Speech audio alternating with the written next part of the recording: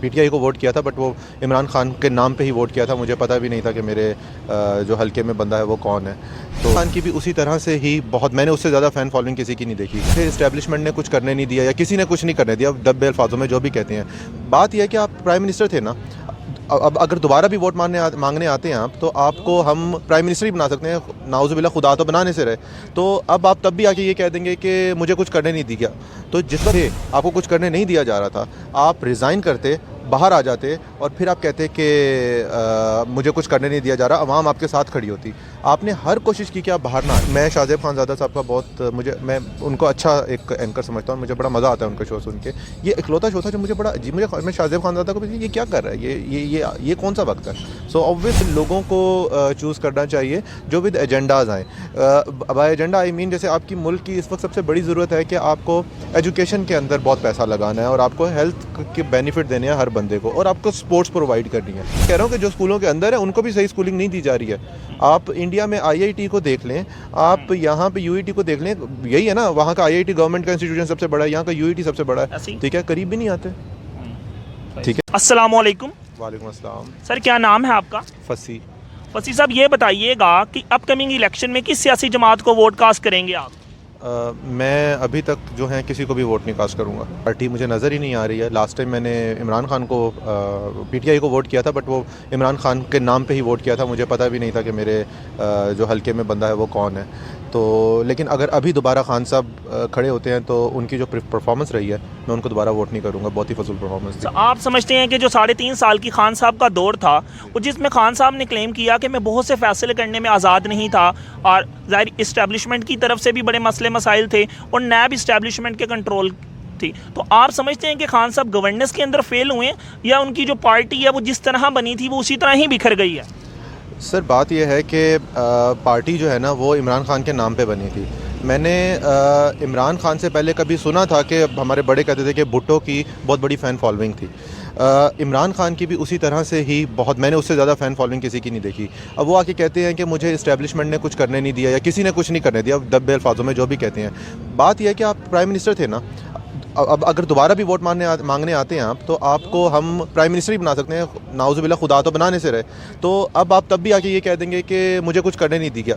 तो जिस वक्त आप प्राइम मिनिस्टर थे, आपको कुछ करने नहीं दिया जा रहा था, आप रिज़ाइन करते, बाहर आ जाते और फिर आप कहते कि मुझे कुछ करने नहीं दिया जा रहा, अवाम आपके साथ खड़ी होती। आपने हर कोशिश की कि आप बाहर ना आ पाए। ठीक है, और फिर आप ये कहते हैं कि मुझे यानी कि कुछ करने नहीं दिया जा रहा, तो बाहर आके आप कहते रहे।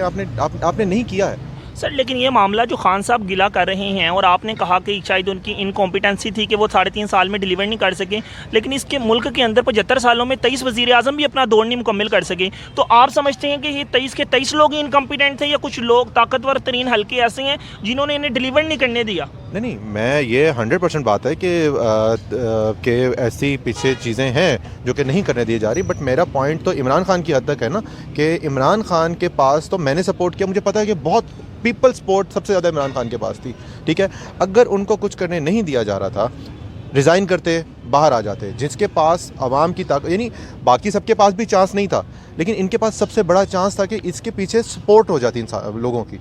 ठीक है, तो इन्होंने जब परफॉर्म नहीं किया ना, तो ये आप सबको एक उसके अंदर नहीं, क्योंकि बाकी सारे पार्टी बेस पे ऊपर आए हुए थे। आप कहना चाह रहे हैं कि खान साहब के पास पॉपुलैरिटी थी निकाले जाने के बाद से पहले ऑब्वियसली थी ना। अब मैं अगर मुझे 10 बंदे यहाँ पे हैं टोटल, मुझे 10 बंदे प्राइम मिनिस्टर कह दे आप हमारे नुमाइंदे हैं। ठीक है, और मैं आके कहता हूँ कि जी मुझे कुछ नहीं करने दिया जा रहा। मैं अब इस वक्त मैं सीट पे बैठा हूँ और मैं कहता हूँ कि जब मुझे कुछ करने नहीं दिया जा रहा, तो मैं ये रिज़ाइन पड़ा है, और मैं बाहर उन बंदों में कहूँगा कि मुझे तुमने बना के क्या कर दिया। उस वक्त ज़्यादा आया होते हैं ना लोग। आज आप बाहर आके आप अगर कह रहे हो, ठीक है, मैं आपकी वो बात समझ गया कि पिछले बहुत सारे आए और उनको नहीं करने दिया गया, फ़र्क है, वो सेम चीज़ नहीं है। लेकिन मामला तो ये भी है ना कि जब खान साहब की हुकूमत चल रही थी और महंगाई और कोविड क्राइसिस का ज़माना था, तो शायद खान साहब के पास किसी हद तक पॉपुलर स्लोगन नहीं था उस वक्त, जो स्लोगन उनको निकाले जाने के बाद हासिल हुआ। नहीं, ऐसा नहीं। मैं आपको एक बड़ी सिंपल सी बात बताता हूँ। जब इमरान खान स्टार्ट में आए थे, तो ये मियाँ साहब को इनको अकाउंटेबिलिटी के ऊपर पकड़ा हुआ था, और मैं बाहर जाने नहीं दूंगा। एक बहुत ही छोटी सी एग्जांपल दे रहा हूँ। अपार्ट फ्रॉम मेरे इमरान खान के कुछ बहुत अच्छे वो वर्क भी हैं, लेकिन मैं एक वो एग्जाम्पल दे रहा हूँ। तो मियाँ साहब चले गए, ठीक है, बाहर। कैसे चले गए? आप प्राइम मिनिस्टर थे, आपने तो जाने नहीं देना था। कैसे गए वो? Part of deal. I don't know what ever the part was. मेरा क्वेश्चन सेम है, सिंपल है। आप वो चले कैसे गए? ठीक है, आप प्राइम मिनिस्टर थे ना, एक आदमी जो कि आप कहते हो कि वो उस ही हैज़ टू बी अकाउंटेबल, और उसने कुछ बहुत गलत किया हुआ है, ठीक है, और आप बीइंग अ प्राइम मिनिस्टर आप स्ट्रेट अवे कह रहे हो, वो मुल्क से बाहर चला कैसे गया? आप अगर अब ये है, अब इमरान खान का जो अभी भी एक सामने एक एजेंडा, वो कहते हैं कि उनके पास ये अथॉरिटी नहीं थी कि उनको रोक सकें, which is the right thing. नहीं थी उनके पास अथॉरिटी, बैक एंड पे पता है चीज़ें सबको क्या है। Then why do you think who is responsible behind all the mess that is created within last 6 years? So the thing is कि basically it is associated with the it should not be confined to last 6 years. Since the time that Pakistan has came into existence, बहुत सारी चीज़ें जो है उसके पीछे, and we know that establishment का है, लेकिन प्रॉब्लम इसके इमरान खान ने उसके ऊपर कुछ किया क्यों नहीं है? वो इमरान खान कर सकता था, उसकी भी बीच में basically the mess that is created in the recent years, we must say in the last decades, is also associated with the extension of the former Chief of Army Staff General Bajwa. I am not into that much of politics. I can't say anything about that. But obviously there are people behind जो कि चीज़ों को अपने हाथों पे घुमा रहे हैं. एंड ये जो सामने the kings that we see, these are just the names behind. Kings maker भी हैं. मेरी problem with Imran Khan is just this कि वो था जिसको बहुत ज़्यादा सपोर्ट थी. He could have done something, he didn't do, so that's why मैं बैक ऑफ कर गया उनको सपोर्ट करने से. सही से. तो सर ये बताइएगा कि अब फ़िलहाल जैसा कि हम देखते हैं कि एक 9 मई के कुछ वाक़यात हुए, उसके पीछे भी लोगों की मुख्तलिफ आरा हैं, मुख्तलिफ स्कूल ऑफ थॉट्स के मुख्तलिफ बयानात हैं. लेकिन हम इस बात की चले मजम्मत कर लेते हैं कि 9 मई जो है वो एक ब्लैक डे था, जबकि हकीकत में इससे बहुत से ब्लैक डे हैं जो इससे पहले भी हुए हैं. ठीक है, जब भी साइन के मुल्क के आइन को तोड़ा गया तो शायद वो इससे बड़े ब्लैक डेज थे. जिसने किए हैं वो सारे जानते हैं. तो सर आप मुझे ये बताइएगा, क्या आप समझते हैं कि जो खावर मानिका साहब ने शाहजेब खानज़ादा के शो में एक इंटरव्यू दिया, आपने वो इंटरव्यू देखा? जी देखा जी. तो सर आप समझते हैं कि वो 9 मई के वाक़यात की मजम्मतों का जो सिलसिले का आगाज़ हुआ है, जो लोगों की प्रेस कॉन्फ्रेंसेस और इंटरव्यू से शुरू हुआ है, क्या ये इंटरव्यू भी उसी सिलसिले की एक कड़ी है?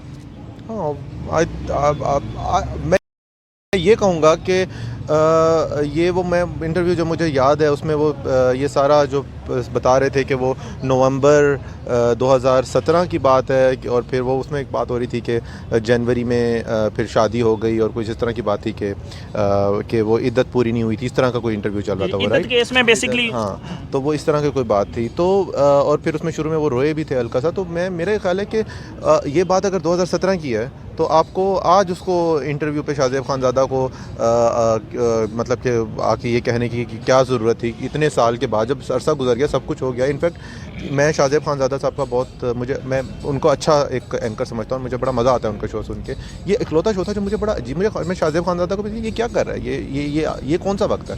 सो ऑब्वियसली मुझे लगता है कि वो इस वक्त जो वो करने की रीज़न थी उसकी, वो उसके पीछे कोई और ही एजेंडा होगा, उससे तो कोई ताल्लुक नहीं. और अगर ये if they think this is how they can defame Imran Khan की अपनी गलतियाँ अपनी जगह, लेकिन as a person I still feel के among all others he is the best prospect. ये और बात है कि मैं पर्सनली वोट नहीं दूंगा, ठीक है, लेकिन आई थिंक कि वो सबसे अच्छा प्रॉस्पेक्ट इस वक्त वही है. लेकिन एट द सेम टाइम जिस तरह के हम उसके अंदर हैं, एक हमारा जिस तरह का एक वे ऑफ लिविंग है इस सोसाइटी का, आई थिंक कि आप लोगों को उनके साथ वोट देना चाहिए, जो अब मैं समझ गया हूँ, जिसके साथ इस्टेब्लिशमेंट है, क्योंकि एटलीस्ट उनके पास थोड़ा सा चांस होता है कि वो कुछ बेहतर कर लें, रेदर देन अ पर्सन जो उसके खिलाफ आएगा, इस्टेब्लिशमेंट उसके खिलाफ चलेगी, तो ओवरऑल मुल्क जो है वो नीचे जाएगा, विच इज़ रॉन्ग. एक्चुअली जो मैं कह रहा हूँ ये गलत है, लेकिन गिवन सर्कमस्टांसिस में ये सबसे अच्छी चीज़ है मेरे ख्याल. लेकिन मामला तो ये है ना कि जैसे मिसाल के तौर पर हमारे यहाँ पे इस्टेब्लिशमेंट से मुराद चीफ ऑफ आर्मी स्टाफ लिया जाता है,